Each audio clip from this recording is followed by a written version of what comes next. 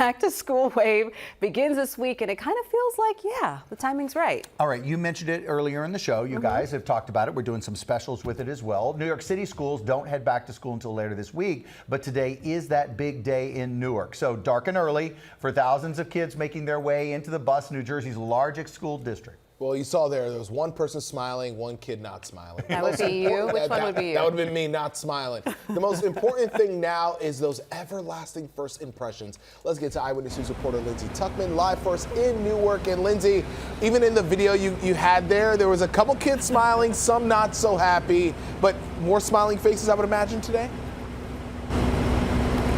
Pedro, there were a lot of smiling faces this morning, and I heard you mention that maybe you didn't love the first day of school. I was one of those kids who did love it. I love getting new school supplies, picking out that first day outfit. Yeah.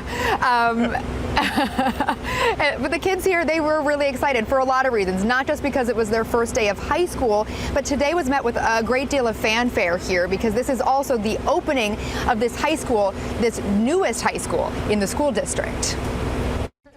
It's the first day of freshman year for Jaslyn Mercado. She's a little nervous, but excited, as she's part of the inaugural class at the Newark School of Architecture and Interior Design. I'm just excited for the school year, and I hope I meet a lot of good people, and I surround myself by good influences. Opening for the first time to more than 200 ninth graders Tuesday, the school will focus on architecture, as well as trades like plumbing, electrical work, and HVAC.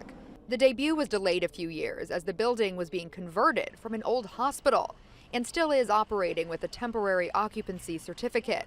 But Principal Soraya Mendez says all is ready for the new students. A school where students will be provided with a lot of opportunities in two pathways, the college pathway and the career pathway. So it's very unique. Newark Superintendent Roger Leone kicked off the first day back visiting different schools and touting New Jersey's largest school district's recent accomplishments, which include a projected 90% high school graduation rate and a decrease in chronic absenteeism. Also, this year marks the start of a college savings program, a $150,000 grant from the Prudential Foundation to establish 529 savings accounts for kindergarteners. Seeing students on their way to school, seeing parents bringing their children back to school, all of that just gives a sense of purpose and work that of the responsibility, the enormity of it all.